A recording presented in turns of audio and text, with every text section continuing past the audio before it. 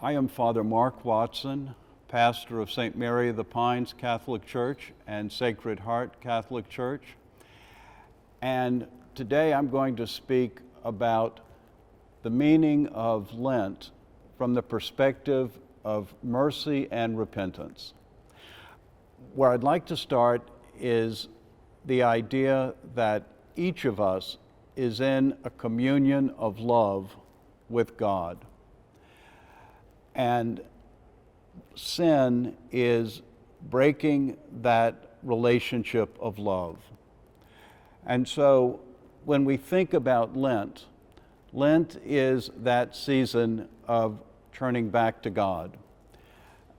When I think about Lent, and often when I preach about Lent, I love to preach about the idea, the prophetic idea that goes back to the prophets, of God calling his people back to the desert, and God calling them to the relationship that they first had with him in the desert. And for me, that's what Lent is about. It's about God calling us to begin again. Now, we can't think about repentance unless we think about God's mercy.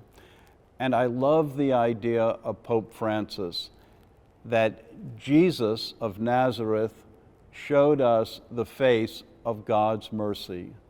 And of course, then, the risen Christ continues to show us the face of God's mercy.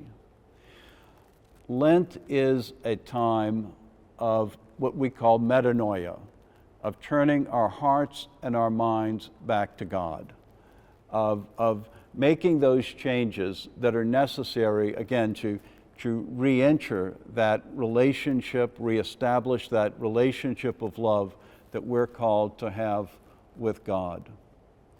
When I think of repentance in Lent, certainly one of the most powerful ways that we show repentance and we receive God's mercy is in the sacrament of reconciliation.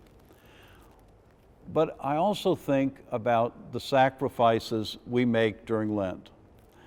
And what I would invite people to is not only to give up things that are superficial, candy or cake or sodas, but when you think about your sacrifice for this Lent, that you do things that bring about reconciliation with God and that bring you closer to others.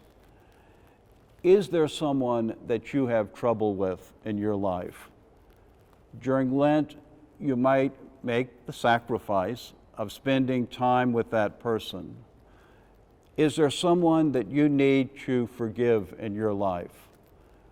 Lent may be a time of making the sacrifice of truly forgiving that person in order to bring freedom to your life.